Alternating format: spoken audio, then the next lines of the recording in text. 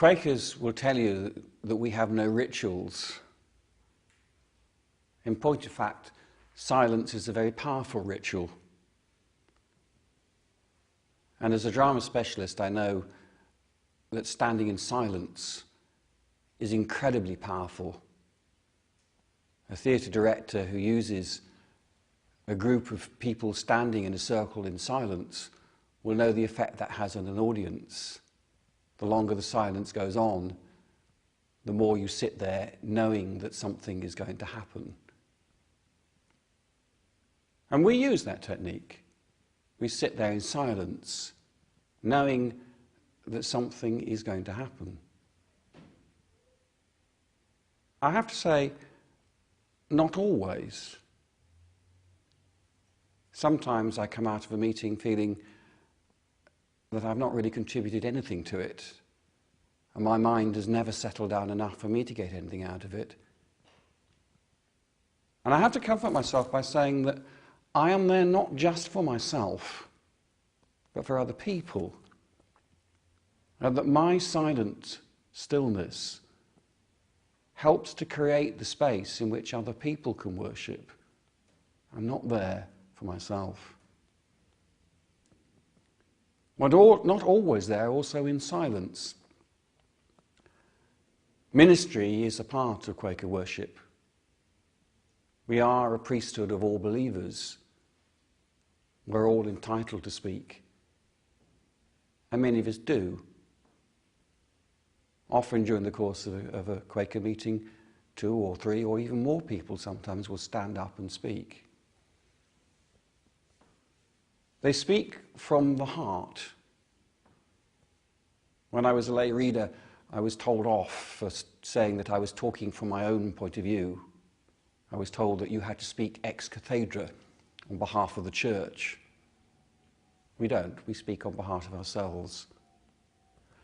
Many people will say how painful it is to give ministry, how they resist it, how they desperately don't want to, but something inside them tells them that they've got to stand up and speak. Something has to be said. And what a strain it is for them. And yet we're expected, if there's something to be said, to get up, to stand and speak, slowly, clearly, briefly, and then to sit down again in the silence. And our duty, as the rest of the meeting, is to receive what's being said, to hear it in the spirit in which it was spoken, to unpick from what's been said something that's going to help us. Sometimes it speaks very clearly to our condition. Sometimes it's more of a struggle. But there's always something there that's important to hear. I said other people found it difficult to speak. I have to confess that my problem is the other way around, that my trade is speaking. It's easy for me to speak, and I have to resist the temptation to stand up and speak. It's too easy. So I have to use criteria to prevent me from speaking. And I think my criteria, first of all, is it's something that is important, and that addresses other people, because much of what goes through my mind is important to me. It speaks to me, but it's not for other people. What we minister to other people is for others, to help them. And it has to be something that is new. Something that's spoken to me during the course of the meeting, something I wasn't expecting. Because there are lots of stray thoughts going around in my head, and it would be very easy to recycle, to rehash something just because I felt like speaking. And that mustn't happen.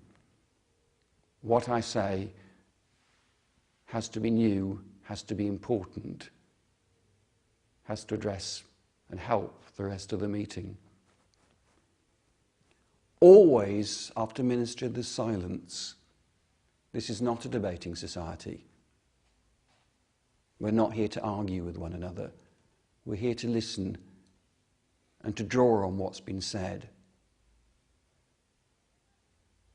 Always one starts to think about what's been spoken. And often later on in the meeting somebody else will stand up and speak, referring back to their first piece of ministry, and you realise that your thoughts have moved on there as well. And that where you thought that there were people sitting separately, you were actually worshipping together. We were all in this. And when we come to the end of the meeting,